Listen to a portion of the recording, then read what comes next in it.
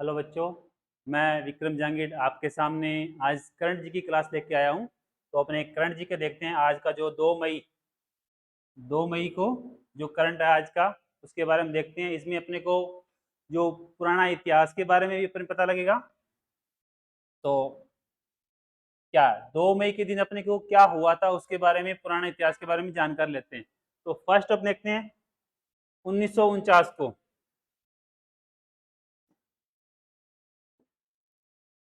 1949 को क्या हुआ था, महात्मा गांधी हत्याकांड की सुनवाई शुरू हुई थी। तो फर्स्ट अपने को पॉइंट क्या मिलता है, महात्मा गांधी के हत्याकांड की सुनवाई। सेकंड अपने 1950 फ्रांस ने कोलकाता के पास स्थित अपना उपनिवेश चंद्रनगर, क्या है उपनिवेश चंद्रनगर को भारत सरकार को सौंपा था।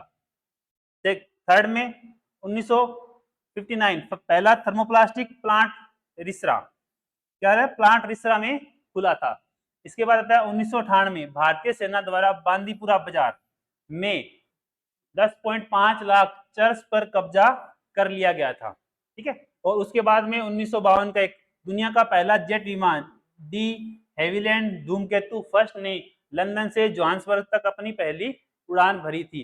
तो ये अपने 2 मई का इतिहास। और उसके बाद में थोड़ा अपने 2 मई संबंधित करंट अफेयर के बारे में थोड़ा अपने डिटेल लेते हैं। तो क्या है फर्स्ट, अंतरराष्ट्रीय क्रिकेट परिषद ने आगामी आईसीसी पुरुष T20 विश्व कप 2024 के लिए भारतीय क्रिकेट के दिग्गज युवराज सिंह को क्या है राजदूत नियुक्त करने की घोषणा की है। क्या किया, युवराज सिंह जो क्रिकेटर अपने, इसको क्या किया, राजदूत नियुक्त करने की घोषणा की है। T20 क्रिकेट के लिए बहुप्रतिष्ठित ग्लोबल इवेंट शुरू होने में सिर्फ 36 दिन बाकी है। तो इसके बाद में सेकंड है, national institute of public finance and financial का अनुमान है कि वित्तीय वर्ष 2024 और 25 के लिए भारत की जीडीपी वृद्धि 7.1% होगी। उच्च आवर्ती मॉडल का उपयोग करते हुए एनआईपी जीपी सरकार के राजकोषीय समेकन प्रयास को बढ़ावा दिया जाता है। इसमें क्या होता है, राजकोषीय समेकन प्रयास को बढ़ावा दिया जाता है। इसके बाद आता है कर उछाल और राजस्व व्यय पर जोर दिया जाता है। इसके अंदर क्या बताया गया, इसके अंदर 24-25 जो वित्तीय वर्ष है इसके अंदर क्या कुछ बताया, आवर्ती मॉडल के अंदर अपने को उछाल राजस्व व्यय जोर दिया जाएगा। और वित्तीय वर्ष 2023-24 में राज्य में मजबूत निवेश व्यय में वृद्धि का अनुमान लगाया गया है। इसके बारे में अपने को डिटेल मिलती है। इसके बाद अपने वित्तीय वर्ष 2023-24 में भारत के फार्मास्यूटिकल उत्पादों के मापदंडों में वृद्धि का आकलन किया गया है, जो पिछले वित्तीय वर्ष की तुलना में 10% की वृद्धि के साथ क्या है $28 तक पहुंच गया है। कुल मिलाकर 3% की गिरावट के बावजूद क्या बोला, मेडिसिनल क्षेत्र में पोर्टफोलियो और महत्वपूर्ण विस्तार का प्रदर्शन किया गया है। तो इसके साथ में आपने देखना आगे भारतीय वायुसेना ने क्या है, तो भारतीय थोड़ा इसको डिटेल थोड़ा देखते हैं। क्या वित्तीय वर्ष 2023 में क्या बोला, इसके अंदर मापदंडों में वृद्धि का आकलन हुआ है, क्या उत्पादों के। तो इसके अंदर क्या बोला है, इसके अंदर गिरावट तो हुई है लेकिन क्या है फिर भी थोड़ा बहुत ये वृद्धि के अंदर ये हुआ अपने साथ। उसके बाद भारतीय वायुसेना ने हवा में से प्रक्षेपित मध्य दूरी के बैलिस्टिक मिसाइल के नए संस्करण का सफल परीक्षण करके एक महत्वपूर्ण उपलब्धि हासिल की। क्या हवा से सतह तक मार करने वाली, क्या बोला है, हवा से सतह तक मार करने वाली ये मिसाइल 250 किलोमीटर की दूरी तक लक्ष्य भेदन में सक्षम है। क्या इसमें हवा से सतह तक, किससे, हवा से बात कर रहा हूं, किससे, सतह तक मार करने वाली ये मिसाइल है। किसने, 250 किलोमीटर तक दूरी तक लक्ष्य भेदन का सक्षम है।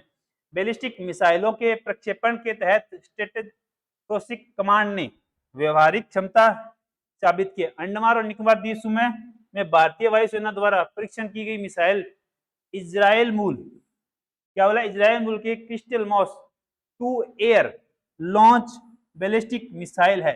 क्या ये किस मूल की है, इजराइल मूल की है फर्स्ट। तो उसके बाद क्या है, मास 2 एयर लॉन्च बैलिस्टिक मिसाइल, जिसे रॉक्स के नाम से भी जाना जाता है। किस नाम से जाना जाता है, रॉक्स के। यहाँ पे इंपॉर्टेंट क्या है, रॉक्स के नाम से जाना जाता है किस मिसाइल को, इसको जो इजराइल मूल की है। इसके बाद अपन जाते हैं gem and jewellery exports promotion council ने भारत के जेम एंड ज्वेलरी उद्योग के लिए एक महत्वपूर्ण मील का पत्थर घोषित किया गया, क्योंकि इसे वित्त मंत्रालय की विशेष आर्थिक संस्था का दर्जा प्राप्त हुआ है। किसको, gem and jewellery export promotion counselling ने। ये स्थिति जिसे पहले ठीक किया गया था, क्या बोला इसमें, क्योंकि इसे वित्तीय मंत्रालय की विशेष आर्थिक संस्था का दर्जा प्राप्त हुआ है। यह स्थिति जिसे पहले ठीक किया गया था, अब एसोसिएट आयात स्ट्रोस को सबसे आसान कंपोजिशन है और कार्गो रिलीज के समय को कम करता है और बैंक क्रेडिट को 50% तक कम करता है। क्या? बैंक क्रेडिट को कम करता है, जिसका लक्ष्य व्यापार करने में आसानी होता है। इसके बाद अपने थोड़ा सी इधर आगे, एयर इंडिया ने जापान के सबसे बड़े विमान ऑल निप्पॉन एयरवेज, क्या एयर इंडिया ने जापान के सबसे बड़े विमान ऑल निप्पॉन एयरवेज के साथ कोड शेयर की साझेदारी की है। क्या? 23 मई 2024 से प्रभावी समझौता दोनों विमानों के यात्रियों को एक ही टिकट का उपयोग करके भारत और जापान के बीच वैधानिक को सुसंगत करने की आवश्यकता होगी। उसके बाद में डिजिटलीकरण के माध्यम से कृषि ऋण को सुव्यवस्थित करने के लिए नाबार्ड ने आरबीआई इनोवेशन हब के साथ मिलकर काम किया। इस सहायता को उद्देश्य ऋण को तेजी से लाना और किसानों तक पहुंच में सुधार करना है। एक नामित सहयोग में नाबार्ड ने डिजिटलीकरण के माध्यम से कृषि ऋण क्रांति के लिए आईएसओ इनोवेशन हब के साथ हाथ मिला है। तो किसके साथ हाथ मिला है? आईएसओ इनोवेशन, किससे? आईएसओ इनोवेशन हब के साथ में हाथ मिला। किसने? नाबार्ड ने। तो नाबार्ड ने किसका? आईएसओ के। और संयुक्त उद्यम का उद्देश्य पूरे भारत में किसानों के लिए ऋण योजना का सुव्यवस्थित करना। यानी क्या कहा है अभी नाबार्ड ने आरबीआई इनोवेशन हब में, को इस हब के अंदर या आईएसओ के थ्रू क्या किया है, जो जमींदार जो किसान वर्ग है उसके लिए लोन वगैरह की व्यवस्था, जो ऋण की व्यवस्था तो सुव्यवस्थित करने की पहल की है। वैलिडीज कार्ड द्वारा पेश किया गया है, जो विभिन्न यात्रा आवश्यकताओं को पूरा करने के लिए 3 अलग अलग पैसे प्रदान करता है। क्या है वैलिडीज कार्ड? तो 1499 रुपए से शुरू होने वाली वार्षिक पेश के साथ उपभोक्ता तत्काल पुरस्कार हवाई अड्डे के फुटबॉल के उपयोग का आनंद लेते हैं। अपने ट्रेवल ड्राइवर क्रेडिट कार्ड के साथ 3 प्रकार की यात्रा संबंधित आवश्यकताएं पूरी की जाती है। यानी क्या 1499 में ये सारे हवाई अड्डे फुटबॉल के उपयोग का आनंद लेते हुए अपने ट्रेवल ड्राइवर क्रेडिट कार्ड के साथ में 3 प्रकार की यात्रा संबंधी आवश्यकताएं पूरी की जाती है। भारतीय ऐतिहासिक अभिलेख आयोग भारत में अभिलेखीय मामलों पर एक विशेष सलाहकार संस्था है। क्या है? भारतीय ऐतिहासिक अभिलेख आयोग जो है क्या एक शीर्ष सलाहकार संस्था है। 1919 में स्थापित भारतीय ऐतिहासिक अभिलेख आयोग रिकॉर्ड के रचनाकारों, संस्थाओं, संरक्षकों और स्तंभों के लिए एक राष्ट्रीय मंच के रूप में कार्य करता है। क्या करता है ये भारतीय ऐतिहासिक अभिलेख आयोग? इसके लिए क्या करता है? रचनाकारों, संरक्षकों और स्तंभों के लिए एक राष्ट्रीय मंच के रूप में कार्य करता है, जो रिकॉर्ड के प्रबंधन और ऐतिहासिक शोध के लिए उनके उपयोग की सलाह भारत को देता है। उसके माइक्रोसॉफ्ट का 5.3 मिनी स्मॉल लैंग्वेज मॉडल एक नया मानक स्थापित करता है, जो बड़े कक्षों के से बेहतर प्रदर्शन करने का और बेहतर टेक्नोलॉजी मजबूत का दावा करता है। माइक्रोसॉफ्ट के बारे में क्या है? 5.3 मिनी। तो किसके बारे में मॉडल क्या है? कामरूप इलेक्ट्रोल डिस्ट्रिक्ट के satellite graduate education and partnership cell और भारतीय सैटेलाइट इंस्टीट्यूट सैटेलाइट के बीच एक सहयोगी प्रयास की एक अपोजिट 3D मुद्रित डेमी मेट पत्थर के यूनिट का अनावरण किया गया है। तो ये अपने करंट जी क्या हो गया। इसके बाद में कुछ क्वेश्चंस बनते हैं अपने सामने, तो कुछ क्वेश्चंस अपने करते हैं। तो फर्स्ट क्वेश्चन आता है, विश्व ट्यूना दिवस हर साल कब मनाया जाता है? तो ऑप्शन इसके साथ में दिया हुआ है, तो 2 मई को। तो इसमें क्या लिया है? बी। विश्व ट्यूना दिवस हर साल 2 मई को मनाया जाता है और ट्यूना मछली के महत्व के बारे में क्या बोला है? ट्यूना मछली इसलिए मनाया जाता है, ट्यूना मछली के महत्व के बारे में जागरूकता बढ़ाने के लिए संयुक्त राष्ट्र द्वारा इसकी स्थापना की गई थी। और यह दिन पहली बार 2017 में मनाया गया था और संयुक्त राष्ट्र के अनुसार हर साल लगभग 7 मिलियन टन ट्यूना और ट्यूना जैसी प्रजातियों यहाँ उतारी जाती है। तो कौन सी? 60 टन मिलियन। इसके बाद में हाल ही में यहाँ पे ये थोड़ा डायग्राम बनाया गया है ट्यूना मछली के बारे में। उसके बाद हाल ही में किस देश में चीन द्वारा निर्मित हवाई अड्डे का प्रबंधन भारतीय और रूसी कंपनियां करेगी? तो ए ऑप्शन श्रीलंका, तो हाल ही में श्रीलंका अपने $209 मिलियन के चीनी निर्मित हवाई अड्डे का प्रबंधन 2 भारतीय और रूसी कंपनियों को हस्तांतरित करेगा। जैसे कि एक कैबिनेट बयान में कहा गया कि अपने राज्य उद्यम से घाटे को कम करने के प्रयास में 2013 में अपने उद्घाटन के बाद से मटाला राजपक्ष अंतर्राष्ट्रीय हवाई अड्डा, कौन सा अड्डा है वो, मटाला राजपक्ष अंतर्राष्ट्रीय हवाई अड्डा, जिसे चीन एक्जिम बैंक द्वारा वित्त पोषित किया गया था। किसके द्वारा? चीन एक्जिम बैंक द्वारा इसको वित्त पोषित किया गया था। लेकिन अभी किसके पास में आ गया? भारत और रूस की कंपनियों के पास में आ गया। और कहाँ का अड्डा है ये? श्रीलंका का अड्डा है। तो क्वेश्चन कितने बनते हैं? एक तो ये श्रीलंका का अड्डा है, कहाँ से कौन ले रहा है? भारतीय और रूसी। और किसके पास में था? चीन की एक्जिम बैंक के पास में था। तो ठीक है, इसके बारे में क्वेश्चन बनता है अपने 3-4। हाल ही में आरबीआई ने किस बैंक पर ऑनलाइन नए ग्राहक जोड़ने पर प्रतिबंध लगाया? ये अपने सबको पता है क्या? सी।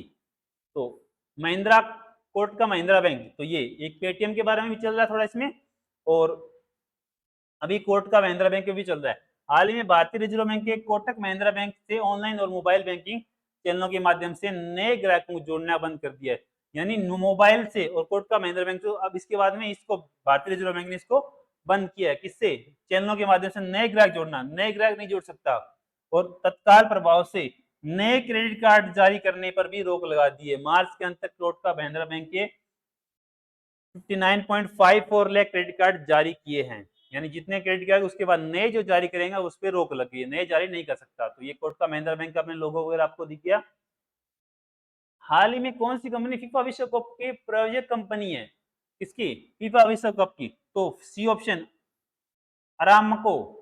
अरामको फीफा और ने एक बड़ी साझेदारी की है, जिसमें अरामको 2024 तक फीफा में विशेष ऊर्जा साझेदार बन जाता है जाएगा। इस सहयोग में प्रतिष्ठित आयोजकों ने प्रायोजनों अधिकार का विस्तार करता है और एक विपरीत घोषणा की सऊदी अरब के तेल दिग्गज कंपनी अरामको और अंतर्राष्ट्रीय फुटबॉल शासी निकाय फीफा, यानी क्या है? एक विपरीत घोषणा पर सऊदी अरब की तेल दिग्गज कंपनी है कौन सी? अरामको, और अंतर्राष्ट्रीय फुटबॉल शासी निकाय फीफा के प्रतिष्ठित वैश्विक साझेदारी में शामिल हो गया है। तो क्या है? अरामको कंपनी है जो गया विश्व कप में प्रायोजन का बनी है। फिफ्थ क्वेश्चन है, हाल ही में विश्व ऊर्जा कांग्रेस 2024, विश्व ऊर्जा कांग्रेस 2024 का आयोजन किस देश में किया गया था? तो फर्स्ट ऑप्शन है नीदरलैंड। हाल ही में विश्व ऊर्जा कांग्रेस 2024 का आयोजन नीदरलैंड में किया गया था, और ये विश्व ऊर्जा परिषद और ड्यूसी नीदरलैंड द्वारा आयोजित किया गया था। और इसकी मेजबानी नीदरलैंड के आर्थिक मामलों और जलवायु नीति मंत्रालय रोटरडेम शहर, किसमें? रोटरडेम शहर और रोटरडेम बंदरगाह द्वारा की गई थी। तो इसके बाद अपने कुछ क्वेश्चन और रहेंगे। 6 हाल ही में एसोचैम द्वारा आयोजित दूसरा वैश्विक आईपी लीडरशिप शिखर सम्मेलन कहाँ आयोजित किया गया? तो ऑप्शन है नई दिल्ली में। ऑप्शन क्या है? नई दिल्ली के अंदर। तो एसोचैम द्वारा आयोजित दूसरा वैश्विक आईओपी नेतृत्व शिखर सम्मेलन कहाँ है? पुरस्कार नई दिल्ली में आयोजित किया गया था। और शिखर सम्मेलन का उद्देश्य दुनिया भर में नवाचार और स्थिरता के लिए अंतर्दृष्टि, सर्वोत्तम प्रथाओं और रणनीतियों को साझा करना है। तो दुनिया भर के अंदर नवाचार लाना और विस्तृतता के अंतर्दृष्टि, सर्वोत्तम प्रथाओं और रणनीतियों को साझा करने के लिए उद्यम जगत के नेताओं को एक साथ लाना था। और उन्होंने वैश्विक जालसाजी गतिविधियों के खिलाफ प्रभावी उपायों को आवश्यकता की रेखांकित किया था। तो ये दिल्ली के अंदर ये प्रोग्राम हुआ था। तो हाल ही में स्वच्छ ऊर्जा के को अपनाने में कौन शीर्ष पर रहा है? स्वच्छ ऊर्जा को अपनाने के लिए तो D option AIB means Gujarat और कर्नाटक। उसमें इंस्टीट्यूट फॉर एनोटिक ओट्स एंड नियोनिकलेटिक अनासाबास और एबर की एक दामी रिपोर्ट राज्य स्तर पर भारत के क्लीन इलेक्ट्रिक चेंज को प्रगति का आकलन करती है। और जबकि कर्नाटक और गुजरात ने मजबूत प्रदर्शन बनाए रखा और झारखंड, बिहार, पश्चिम बंगाल और उत्तर जैसे राज्य पीछे है। इसे पर्यावरणीय ऊर्जा एकीकरण को डिकार्बन समूह के लिए प्रयास में वृद्धि की आवश्यकता है। यानी क्या है? हाल ही में स्वच्छ ऊर्जा को अपनाने के कौन शीर्ष पर रहा? तो कौन सा है? गुजरात और कर्नाटक अपने शीर्ष पर रहा है। हाल ही में अमिताभ चौधरी के किस बैंक को फिर से MD एंड CEO नियुक्त किया? अमिताभ चौधरी को। तो ये पिक्चर यहाँ पे किसको? एक्सिस बैंक के। हाल ही में एक्सिस बैंक के निदेशक मंडल ने प्रबंधन निदेशक और मुख्य कार्यपालक अधिकारी के तौर पर अमिताभ चौधरी को, किसको, अमिताभ चौधरी को पुनर्नियुक्त को मंजूरी दी है। जो बैंक ने बताया कि यह उनका 3 साल का दूसरा विस्तार होगा। 2019 में एमडी और सीईओ के रूप में बैंक में शामिल हुए थे। कब हुए थे? 2019 में शामिल हुए थे। अब इनको क्या बना दिया? एमडी एंड सीईओ नियुक्त किया गया दोबारा। तो ये 9th क्वेश्चन है, हाल ही में किसे आईसीसी महिला टी20 वर्ल्ड कप क्वालिफायर का राजदूत नियुक्त किया गया? क्वालिफायर का राजदूत नियुक्त किया गया है। तो किसको किया है? सना मीरा। सना मीर अंतरराष्ट्रीय क्रिकेट परिषद को ड्रीम 11 द्वारा समर्थित आईसीसी महिला टी20 विश्व कप क्वालिफायर के लिए राजदूत के रूप में पाकिस्तान की दिग्गज खिलाड़ी, कहाँ की है ये?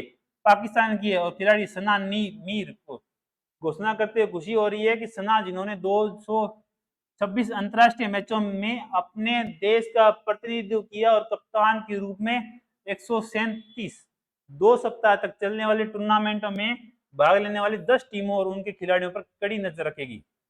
तो इसके बाद में अपना लास्ट क्वेश्चन आता है, हाल ही में किस देश ने टी20 विश्व कप से पहले अभय शर्मा को मुख्य कोच नियुक्त किया है? किसको? सी, युगांडा। युगांडा ने। तो नामीबिया, युगांडा नामीबिया के साथ क्वालिफाई करने वाली दूसरी टीम बन गई है और 6 मैचों में से 5 में प्रभावशाली जीत हासिल करते हुए युगांडा ने टी20 विश्व कप के अफ्रीका क्षेत्र में क्वालिफायर में सिर्फ 2 स्थानों की गारंटी दी, जिससे उन्हें वेस्ट इंडीज और यूएसए में होने वाले टी20 विश्व कप 2024 में प्रतिष्ठित स्थान प्राप्त किया है। इसके साथ में ये 2 मई का अपने पास में रणजी के फिनिश खत्म होता है।